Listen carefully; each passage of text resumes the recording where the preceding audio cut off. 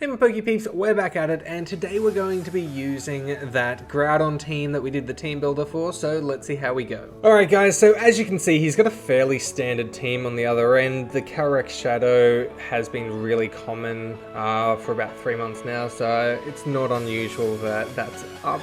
And yeah, fairly standard team, so let's see how we go. I'm going to be leading with my Groudon and Comfy. He leads with his Calyrex and Indeedee. I was fairly certain that he was just going to go for a Follow Me and then a Astral Barrage, but he actually Dynamaxes and goes for a Max Mindstorm with a Helping Hand, which does an absolute butt ton to Groudon. Thankfully we did protect and we got our Trick Room up there. I'm going to go for a Floral Healing and then also go for a Max Quake. I was targeting down the Calyrex, assuming that he was just going to go for another Helping Hand, but he didn't, which is fine. And then we go for another Floral Healing and another Max Quake. We're just boosting our special defense at this point, which is fantastic for us.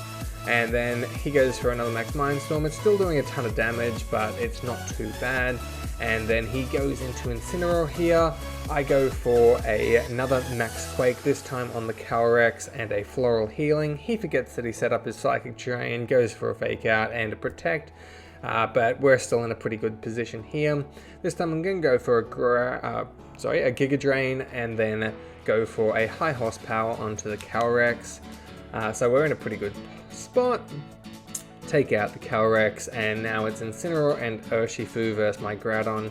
I make a stupid play and forget entirely about the Urshifu's ability and go for a Protect, and he obviously takes us out, and then the Incineroar takes us out with a Flare Blitz.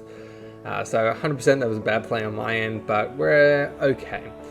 I go for an Aerial Ace onto the Urshifu and an Ally Switch to make sure that Incineroar forgets that he was meant to tackle the Katana, and then we just go for a nice easy Sacred Sword to finish off that game there. Alright, so yeah, as you can see, the team works really well.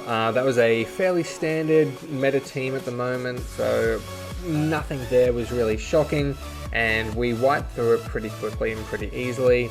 And pretty comfortably. There was nothing on the other team that was really making me stressed. The Incineroar always is going to play a lot of havoc with teams, but having that weakness policy on there really sort of allows us to dictate how much damage we need to be doing.